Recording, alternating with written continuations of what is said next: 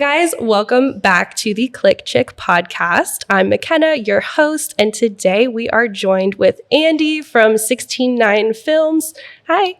Hello. We're going to do a videographer episode for you guys today to talk about how videographers and photographers should mesh well with each other, sometimes don't mesh well, and how we can be better for each other to make the overall wedding experience better. Yep. But first, let's talk about who you are. So we met last fall? I think it was last fall, maybe last August. I can't remember. There was a wedding that we did in Raleigh. It's been a minute, probably like a year now. But we did a wedding together, and you were one of the favorite videographers to work with because we meshed well, which we'll talk about today. But talk about kind of how you got into videography, what you do now. Give us the rundown. So how I started, I guess, I've started my business since 2021, but I think it was right before the pandemic in 2020 that my wife and we went to Barcelona for a honeymoon trip. Oh, well, not honeymoon. Sorry, for one of our anniversary trip. Oh, okay, okay, close enough. Close enough. And so when we went, I bought myself a camera. I've always liked playing around with cameras, so it's more like a hobby. And when we went there, I started documenting. I started taking a lot of pictures, but also videos, and found really a strong interest in it. And so that's something that I've always liked doing, and then put together a little video after that. So I really like that. And then fast forward to the pandemic, and when we came back from Barcelona, the whole world shuts down basically. Mm-hmm. And I worked full time with a church at that time, and so I had to take a pay cut because like all organizations, basically, they didn't do so well during the pandemic, and so I had to figure out how to basically make up for a lost income. And this was something that I thought maybe I could start a business. I could start a videography business because it's something that I was interested in. And so I did. And, eventually, I had to learn a lot of things, but I would say that it was interesting, particularly with weddings too, because I've never done a wedding before, but I had an opportunity to shoot a wedding for a friend of mine for free. And once I did it for the first time, I fell in love with it. I love shooting weddings more than anything else. And because of the fun and the joy that comes out of it, it's just something that is electrifying. And I feel like, oh, wow, that's awesome. And I think too, because of that, it brought a lot of joy to me. And as a result, I was able to bring that excitement and joy out to the people as well. And so that's, long story short, I think that's generally how it all started, basically, for me. Was it hard for you to get your first couple initial weddings, like growing your business? Because I feel like you grew pretty quickly. Yeah, I would say, I think one interesting fact is it was hard. Obviously, when you first start a business, no one knows you.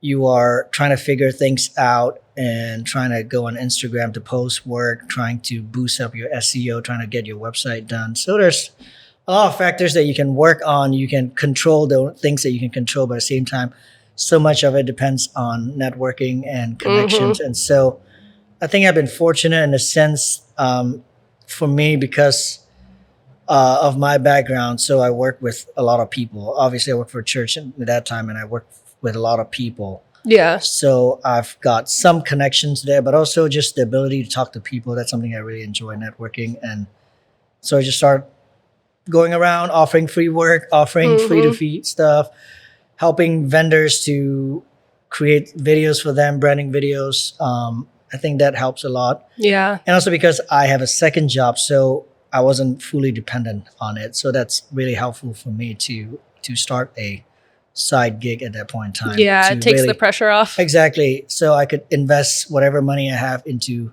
gear acquisition right away or to education without worrying about going in debt too much. And so that was helpful. But yeah, definitely it was hard trying to earn that opportunity to shoot weddings and things like that. But it did take one or two tries. yeah, I remember my first year in 2021. I think I had 4 or 5 weddings, Yeah. and including a free wedding. So basically, wasn't a lot, but it sort of gave me a foot into the door, and just to be able to grow from there. And so sometimes all it takes is one wedding to really boost yourself. And that was, yeah, there was one wedding in there that I was able to land more clients out of it. Yeah. So, yeah. So where are you now? What does the business look like? You're traveling a lot. I'm traveling quite a bit. So I've gone full time this year. So I am done with my other job, and so I've dived full time into it. I feel like, yeah, three years into it now, I feel like I'm ready for it. I've laid a foundation for it. Been able to network a lot with other people. Now I've also started doing a bit more destination work, traveling a bit more, and so I think, yeah, that's been really fun too. Yeah, I saw your Oregon shoot. That was awesome. insane. It was so good. I love that. I mean, part of doing weddings is fun, but adding that other component of traveling is even better, obviously. And so I've always, even within like North Carolina, I would always enjoy filming like at the beach or at the mountains. So I'll try to do a few weddings up like in the mountains as well. Yeah. Because it's different. And so I think that's been really helpful to learn from those experiences and continuously growing on that. But because I do have a family, so traveling every single week and it's going to be hard. So I try to manage that as much as possible, but at the same time, adding some traveling component is often fun. Yeah, it keeps your creativity up too, instead of shooting the same thing. Right. We're in Raleigh right now for you guys listening. He's based out of Raleigh, North Carolina. We're shooting at Melrose Knitting Mill. If you guys are watching the video, you can see some of their pretty brick aesthetic inside, and I'll throw up some pictures right now of their venue and some previous weddings I've done here before. But we were talking earlier about how shooting in the same city kind of just gets a little boring after a while. I love my Raleigh weddings, love my Charlotte weddings, but it's always exciting to go to Charleston or the mountains, or I mean, you've been traveling crazy. I think I saw on your Instagram you have like a Tulum wedding or something coming up. I have a Tulum wedding coming up. Yeah, that's so exciting. Yeah. Yeah, I'm jealous. Don't be. How do you find traveling with your gear too? That's like a hesitation I've seen a lot of photographers talk about, where they're like, I don't want to have to be forced to check my bag last minute, or just, you know, there's so many things that could go wrong. Absolutely. So for a videographer, I feel like often, you know, in any wedding, I take 2 times the amount of gear than a photographer. I have one backpack. That's it. Exactly. Like, it is easy breezy, so, beautiful. Yeah, for me, there's lighting, there's audio gear, there's camera bodies, tripods, light stands. So there's a lot. Because I knew like this year I really wanted. So I think my traveling destination wedding kind of started a little last year. I got to second shoot for a friend in Aruba. Oh, cool. And so I travel there. Obviously, I didn't have to bring all my gear there, but it sort of gave me that sort of a mindset that, okay, this is cool. I want to try more of that. And so beginning of this year, I started downsizing a lot of my gear, or try to use lighter gears, basically, simpler stuff. So I've kind of gone back and forth with setups and things like that. But I've transitioned a lot to like lighter tripods, lighter light stands, smaller bags for me to keep as many things as I can in there and not having to carry many different bags. How does it all fit on the plane? Are you like checking 3 bags, or what are you doing? No, actually, I've only checked, like, if I do have to check anything, I'll check my clothing, really? luggage. That's it. Okay. And maybe some tripods in it and a light stand. But we're told not to put any. You can't check in batteries, of course. So anything with batteries will have to be hand carry, basically. Yeah. And so and you don't want to check in your cameras too, because they're expensive. You never know what's going to happen. And so what I do is I have a backpack, one of those camera backpacks where I put most of my gear in there. I will do maybe 3 cameras in there. Okay. Just pack 1 lens each. just to make it easy. And then I have another bag, carry-on bag with other things like drones, maybe some more camera stuff in there that I don't have to check in. So those are two of my go-to bags a backpack and a carry-on. Yeah. And then if I have clothing, it will be a check-in bag. So 3 bags. That's it. That's not that crazy, honestly. Yeah. So part of it is because I think, and I was very intentional in trying to consolidate and trying to keep as little things as possible. Yeah. And try not to bring as much. I mean, honestly, when you shoot a destination wedding, you have to anticipate it. You're not gonna be bringing like 6 lenses, you know. Well, right, because when videographers show up to the weddings, I'm always like, wow, y'all have a lot of stuff. Part of it is showing off, but a lot of times it's also like, I don't know. I feel like I was doing that a lot in the beginning too, but now I don't want to carry too much. Yeah. And also it gets really tiring to have to bring everything in and out. And some of the venues that you go to, it's a little hard. Like I remember shooting here at Melrose, I have to bring one of my huge Pelican case up the stairs. Yeah. So it was hard, but yeah, like I say, it goes back to just trying to minimize as much as possible my gear. Yeah. So if you see my setup, it's really simple. I don't do a lot of gimbals nowadays too, so I don't carry that. So yeah, everything it's much easier for me. Not using a gimbal is probably better for your back too, right? Those things are heavy. Right, for your wrist, for your arm. I think last year or so I developed some sort of tendonitis as well, so it was a little rough. And so that kind of dawned upon me too. But I think also shooting styles is a little different when you don't use a gimbal. You don't have as much of those movements, so you depend on movements from your bride or from situations, basically. Yeah, let's talk about that too before we get into the episode. Definitely. What is your shooting style? How do you describe your work? Right now, I would say obviously you go through seasons of growth, and so in the beginning I was very gimbal heavy. So a lot of it is basically movements, quick transitions and things like that. Like, would you say more documentary style? I know that's such a buzzword right now. Right now it's more documentary, more candid, but before that was more, I don't know what you call those styles, but basically really maybe more towards a production style, I guess. More like classic kind of wedding more videography. Posing, more directing, I think. Right now I have moved a lot more towards trying to be a better storyteller. And part of that is observing. So I do a lot more observing, more trying to get the best shot instead of getting multiple shots. Yeah. And because handheld allows me to move quicker to do that. And so I would say right now my style is probably more towards a documentary, candid style. So in the beginning, I used a lot of slow motion as well. So now it's mostly less of that and just allowing the story to flow as is without trying to slow things down. I've noticed that the slow motion has been less trendy lately, and I love that because it feels more personal. That's right. Yeah. You hear a lot more ambient sounds too, because with slow motion you can. Right. And so that's something that I love. I love to incorporate a lot of ambience in my film.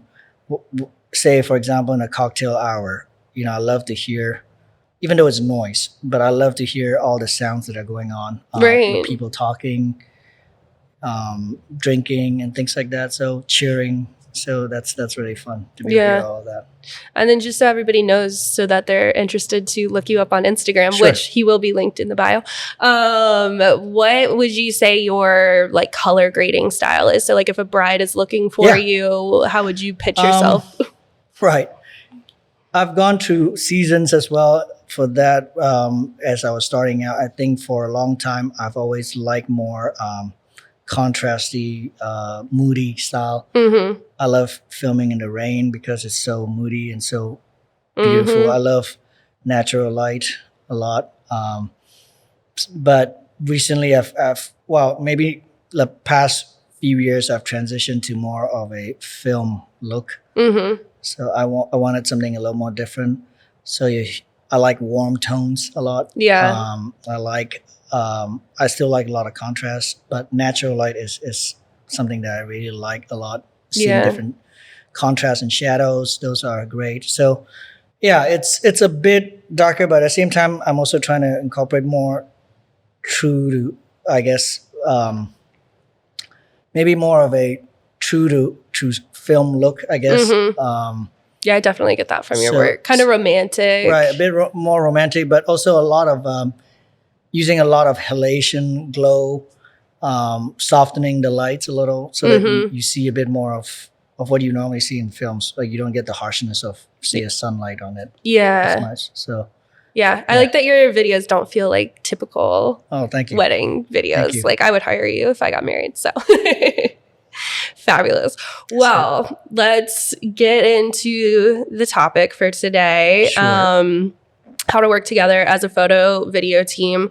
I think we should walk through kind of what the day looks like when we work together. So like when I show up on a wedding day, I try to connect with the videographer immediately. I've had some who kind of just like screw off and do their own thing, which is always really interesting. I'm like, hello, like, who are I'm you? here. Like it's been 30 minutes. Why are you still doing your own thing? But I like talking to the videographer at the beginning of the day just to be like, hey, what's up? I'm McKenna. This is how I typically work. What do you need from me? Like, how is this going to be a good day for you? Like, how do you work? Are you trying to do more posy stuff? Are you trying to just kind of be over my shoulder? Like Sure. that kind of vibe? I don't know. How do you? Yeah, that's a good question. So in the beginning, when I first did that, when I first started, I was a little more intentional by reaching out to photographers or planners like the day before, like maybe send them a message and stuff like that. Yeah. I don't do that as much now because I realize that, you know what, most people are maybe a little busy the night before the wedding, so let's not do that. But I try to go there a little earlier and just to meet with them and talk to them. I don't have specific hours in my package. I shoot full day generally. I say full day because it could be, a typical wedding day could be 8 to 10 hours. So yeah, I'll be there however long you need me to be, you know, or if there's a delay, you don't have to worry about that because I'm going to be there till the end. That's cool. Unless you have a fake exit, say, you know, a couple of hours before the end of your wedding day, and there's really nothing left to film after that other than just more dancing, then, you know, I will talk to the bride and say if you want me to stay longer. If not, I can leave, you know. So we'll just make sure we communicate about that. But generally, I like to be there a little earlier and just to make sure that I don't have to rush to anything. I can spend some time just connecting with the couple, connecting with the photographer, the planner, and just, you know, making sure that we're all on the same page. I think that for me is really important because you've highlighted it earlier that sometimes it's hard to work with a videographer, and sometimes it's hard to work with a photographer because I think sometimes we have this tendency of thinking that we are doing our own thing. Right. But if we shift that mindset to understanding that we are both actually in the same team serving our clients, serving our couple, then we are actually on her team and not on our own team. Exactly. That will be more helpful because that means that if I screwed up or if you screwed up, I shouldn't be thinking that, oh, you know what, it's not my business. But instead we need to learn how to work together to be able to support each other, support a planner, support whoever. We're all on the same team. Yeah, exactly. And I like knowing what your deliverables are too. I like asking what the clients are expecting from you because sometimes they want like full toasts recorded. So I try not to step in front of your cameras regardless, but I'm especially going to be aware of that if I know that the entire toast is being sent to the couple because I'm like, I don't want to ruin that moment for you where there's 30 seconds where I'm half in your shot. Right. And honestly, I used to be really picky and really, you know, frustrated when, say, someone walked in front of my camera. Yeah. Now I'm not as much because I am working more as a documentarian. Yeah. So sometimes if somebody steps into the frame, maybe for a few seconds, well, I guess that's part of the wedding day. You know, I'm not trying to create anything that is completely different from what the wedding day is as much as possible. I'm trying to be as true as possible to the wedding day. of course, still trying to eliminate some of these distractions as much as possible in order to be able to produce something good for them. But I'm not as uptight about it. And it all boils down to communication too. I think if you do communicate with your photographer way beforehand as to your style and where your camera placements are during the ceremony and what you expect of each other, I think that would help a lot. Even during portrait sessions, if we could share a bit more time. I know portraits is so much more of a photographer thing than a videographer thing. So, interesting take. Yeah, okay. I do want to give you guys most of the time because for me, a portrait, well, it depends. Like for some videographers, they're really uptight about portraits. Yeah. Not so much for me. So I'm more willing to seize control of that and just let the photographers do their thing because, hey, that's your bread and butter. Right. That's not my bread and butter. Well, and the way I like working with portraits is I'll set them up in a pose. And then before I break that pose, I'm like, okay, what do you need? You need more movement? Right. Do you want to do anything before I take them to this other corner? Like I try to still get you guys what you need too. Cause I'm great. Like, I know photographers typically lead the day when it comes to like photo video teams. I actually just worked with a videographer recently who was very hands-on, which I appreciated because there's, everything kind of has its own like give and take. But I do like when a videographer steps in a little bit. I'm like, sure. If you're just over my shoulder all day and not doing anything, I'm like, are you getting what you want? Like, are you having fun? Yeah. Are you creative? Like, we're here together. I appreciate your thoughts about that too. I mean, one of the reasons why I don't direct as much during portrait is because I find that it's again going back to style. I want to produce something that can add to the story. Yeah. So a lot of times portrait sessions are not, so to speak, not real moments because you have to direct them. Yeah, exactly. Like you're actually taking them out of the wedding to do these photos. Do certain things. Yeah. So in a movie, right? The portrait sessions are like hero shots. You don't really use a lot of hero shots. Like you see superhero movies, most of the time a hero shot will be a few seconds of them, say, posing at the end after they finish a battle, basically. Interesting. Right? That's such a good way of putting it. So these hero shots are beautiful. So I would use them, but I would use them very sparingly, mostly maybe for teaser purposes because they're hype. Yeah. Or maybe a hype moment. So I would try to use some of that, but I wouldn't use a lot of it because they don't really tell a lot of story. Yeah. As opposed to, say, someone having a conversation during a cocktail hour. That tells more of a story because that's real. They're having a conversation. They're talking. There's emotions coming out of it. Like them hugging everybody after the ceremony. Exactly. You're like, I want those shots more. Right. Yeah. I want those shots more. I want shots where there's emotions or there's just fun in it.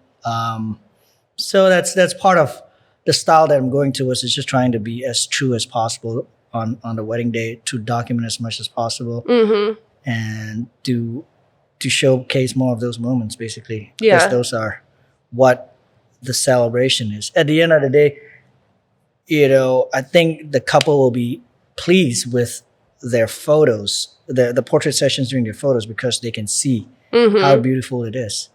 Whereas with a video, they don't do a lot unless you do some of those movements, right? Well, and the portraits are what they print and put in their house. So like they serve different purposes. Right. Like what you're doing is storytelling for a video. And then what I'm doing is this is the art that they'll frame. It's like, here's a picture of our faces. Exactly. Say if I produce a video where there's a lot of portraits in there, generally it'll be more like a music video. Yeah. Because there's not a lot of sound coming out of it in a portrait session. That's so interesting. This makes so much sense. I've never thought about it that way before. Yeah, so it was something that I kind of continued growing as a filmmaker, was able to learn a lot more about that, just trying to understand like, what is it my style? What is it that I want to do for a couple? I think there are so many different styles out there. Some videographers are more of a production, and that's nothing wrong with that. It's just because their clients require that. I mean, I think if you continue to grow, and if you're working towards ultra luxurious couples or celebrity couples, I think you'll see a lot more of some of those production level content, and that's good because that's what they want. Right. And so I think it all ultimately depends on what your client wants. So I'm not opposed to filming anything. I'll film everything. It's just that what I use generally tends to be a little more different. How do you feel about, I just had this question on last week's episode, is an unpopular opinion actually, which is that videographers work harder than photographers. It depends on what you mean by that. I would say if you're trying to quantify, looking for something more tangible as far as like the hours of work that photographers and videographers put in, there's probably some truth in that because we take longer in our editing.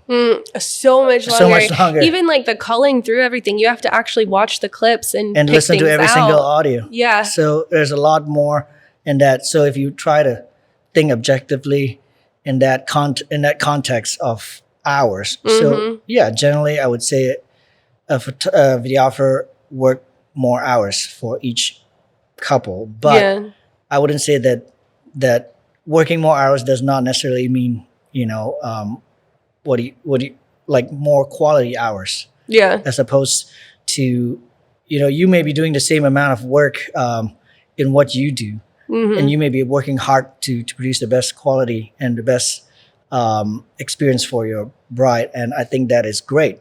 So I wouldn't necessarily try to quantify that as the same thing. Just because I work longer hours doesn't mean that my quality is better than you. Yeah, that was a really good political answer. I liked it. I totally think videographers work harder. Right. It's just that, we work. I mean, like my turnaround time right now is like 4 months basically for a video, just because it's one of those things I tell my couple, like art takes time, so you don't want to rush to anything. And taking longer just allows me to keep having that on my mind and just being able to think through it more. Say if I'm done with something, I will have more time to look through it again to make sure that everything is right. And so, rather than say a 1 month turnaround time, which sure, I may be able to do something like that, but I probably would have less time in quality control in just looking through everything and just trying to do the best I can. Well, and then you're not really putting yourself into it either, like your creativity, your excitement. You're just trying to push product out, which isn't fun. And for me, after I've edited a film, a lot of times it takes me a while to kind of gather myself again, because it's so much investment into it to tell a story, and every story should be different.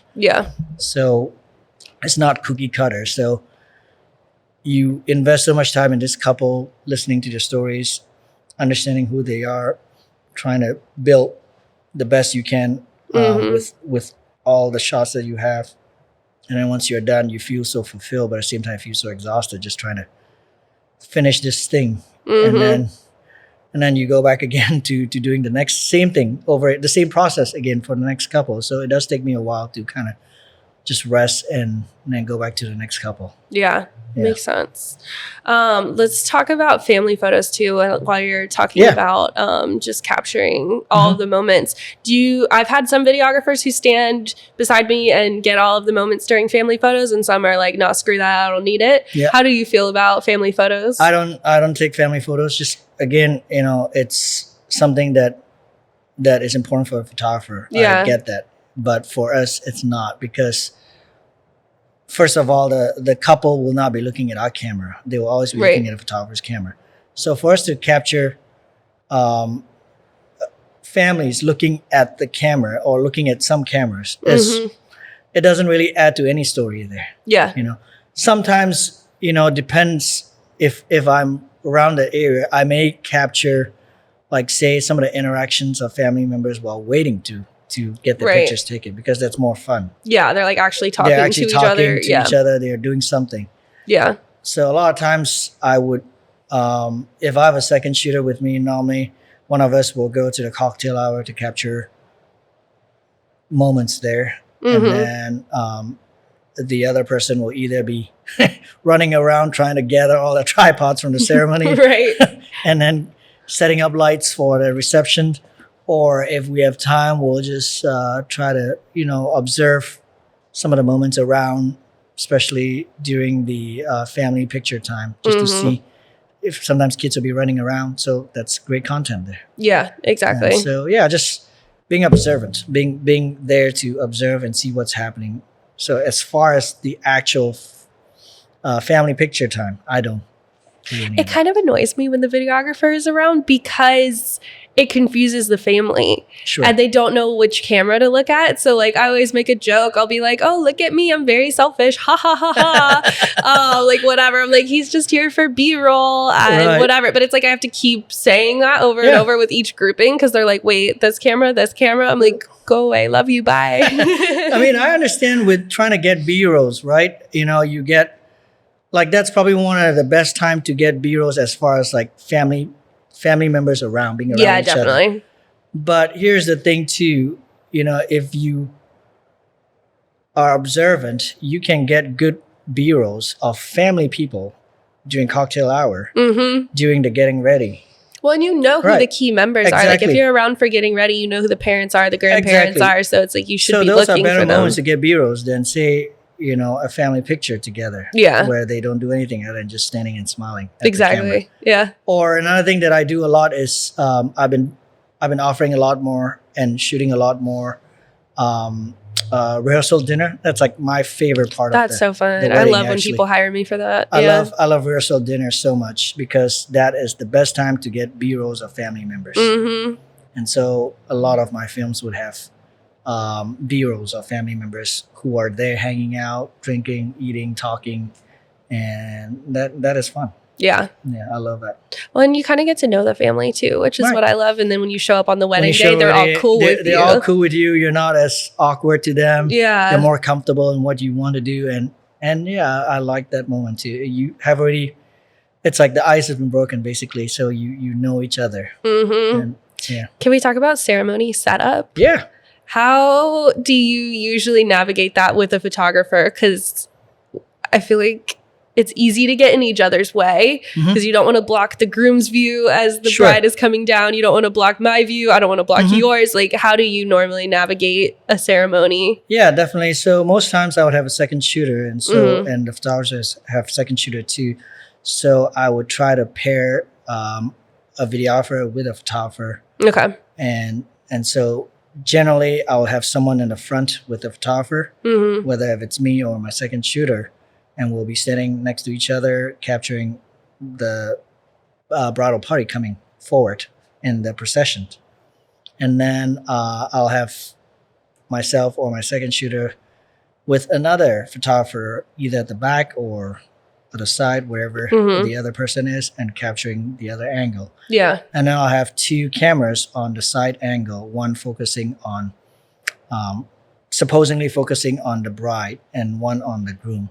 Okay. But at the beginning, they are more like safety angles. Yeah. So once the couple is at the front, during the ceremony, we'll adjust the camera just to make sure that one is focused on the couple. One is focused on the bride and one is focused on the groom to get their reactions and their emotions, especially during their vows. And I would tell the photographers beforehand to let them know that I'll be setting up two cameras on the side. Yeah. So it's okay for you to walk in and out, but if you can, try not to just stand in one place, Right. because it's okay for you to walk in and out where, I do get one or two of your shots. That's okay. And now I'll have a third angle too, sometimes right in the middle or maybe at the back with a monopod. That's when during the ceremony. Yeah. So I'll have essentially 3 camera angles during the actual ceremony after the procession. So it makes it a lot harder for you to mess up. Right, exactly. Or a photographer And to then- mess it up for you. Right, and then my second shooter would be capturing the reactions. So he'll be going around capturing the reaction. Oh, that's good. I don't see a lot of people doing that. Yeah, I'll use some of that, but I don't always use. It just depends. Sometimes the ceremonies are so short that it's Yeah. really hard to do it. But in that way, I'll have 3 angles. So I'll always have one angle on the bride, one angle on the groom, and then a safety angle at the back. Yeah. During the ceremony. And then once the ring has been exchanged, or once I kind of know that the ceremony is almost done, then I would take the camera from the back with the monopod off and just get ready to go into the middle of the aisle because I know that they will be pronounced and they will be coming forward. Yeah. And then you're just side by side with the photographer walking backwards. Yep. Yeah. And then that's it. Yeah. So it's fairly simple. I would just let the photographer know it beforehand that I'll have 2 cameras on the side, so if you do, and I also have a camera at the back, but if you do need to go in front of the aisle, or you need to go to the side and capture some pictures, just be aware it's okay for you to pass by it. It's totally okay. Sometimes they will walk around it too, which is great. I try to do that as much as possible. I always appreciate it. If there's space for them to do that, that's great. But if not, it's okay for you to walk around it.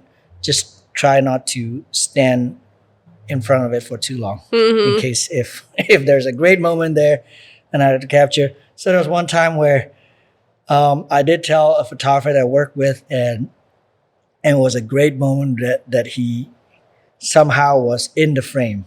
When the groom was crying, he was really in the frame. But I was able to crop it out to a point where I only see like his elbow in there, which is okay. Yeah.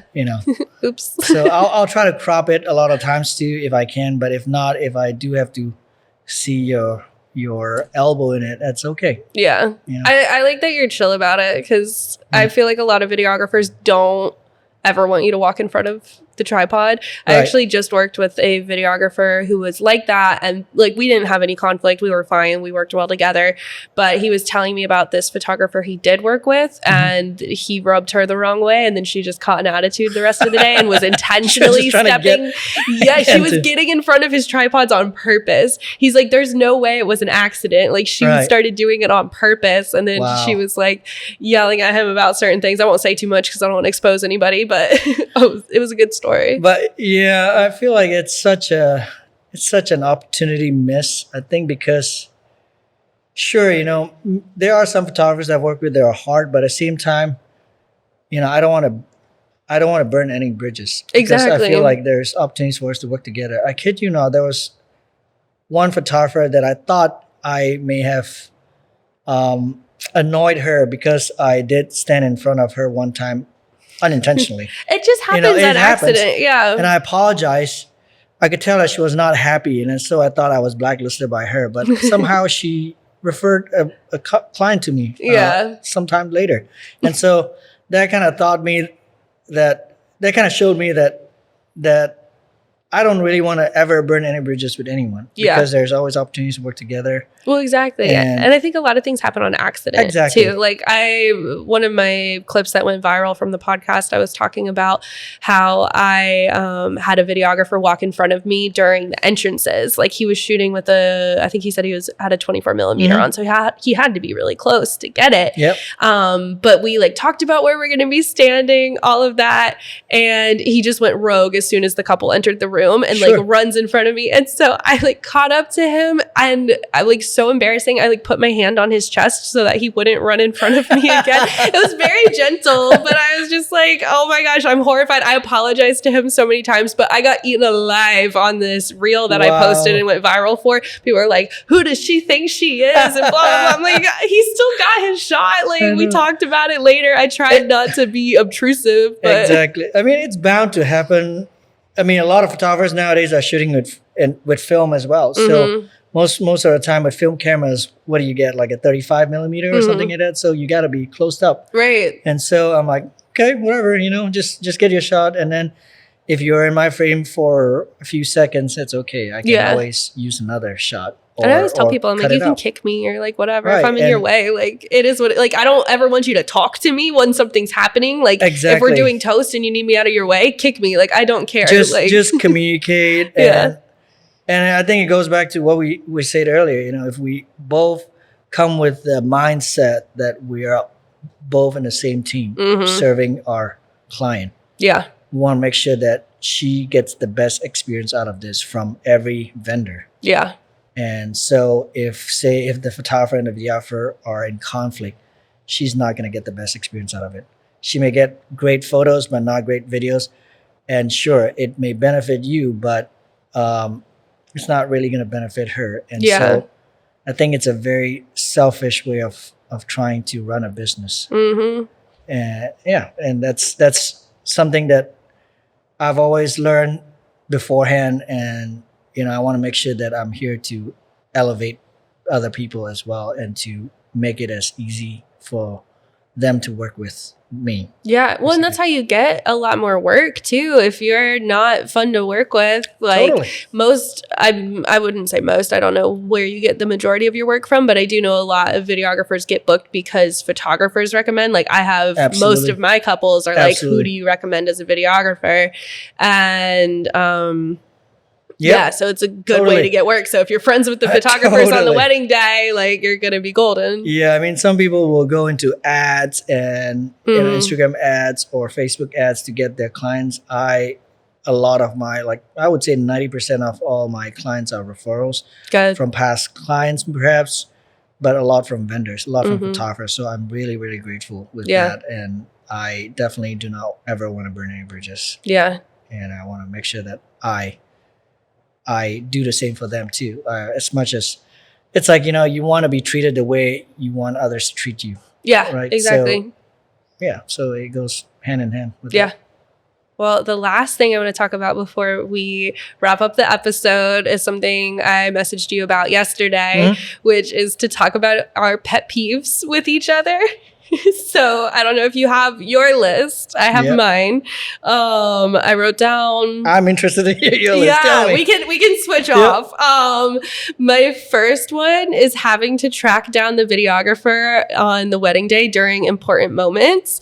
Like we have the timeline. So like if cake cutting's happening at 8, why are y'all gone at 8 o'clock? And I'm like trying to look because I'm like, we're a team. So like if you're not here, I look bad. And I'm like, where's the videographer?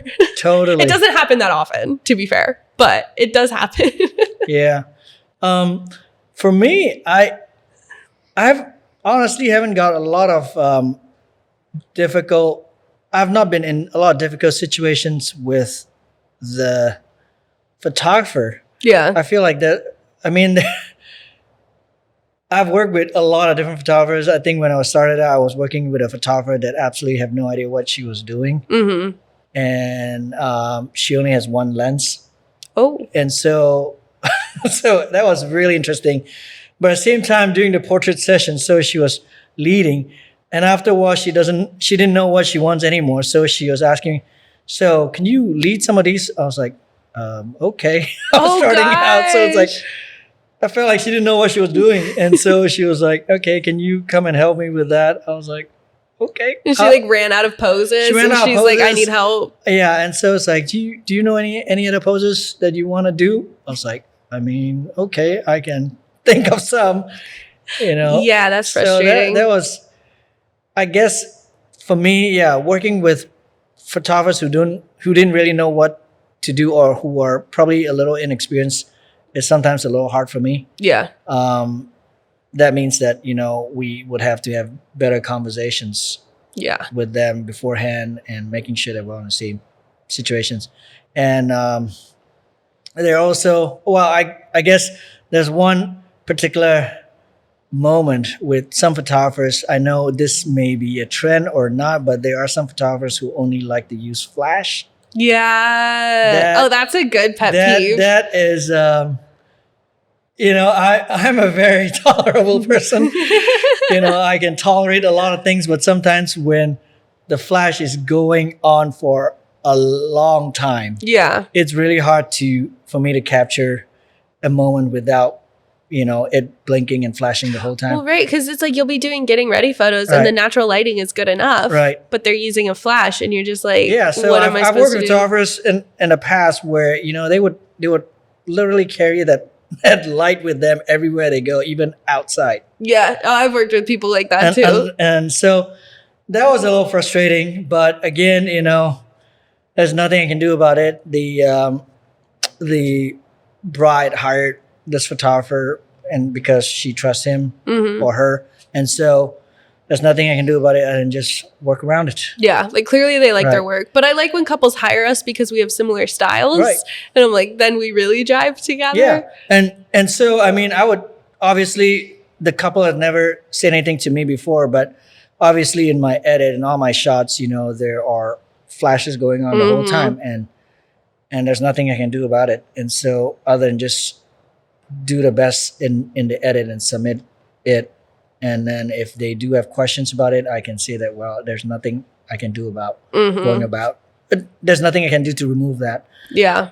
And so that's just part of it. But so far, I've never had anything from a photographer, the bride standpoint. They've never come back to me and tell me that this is unacceptable. Or anything Yeah. like that. So And I feel it's they part kinda of know real about it, too. life. Like, Yeah. that's what happened. There was a Exactly. photographer taking pictures, but still, that would annoy me as a that videographer would for probably sure. be the most annoying thing. But again, you know, it's one of those things where I think it just comes back to style. It's just a different style. Yeah.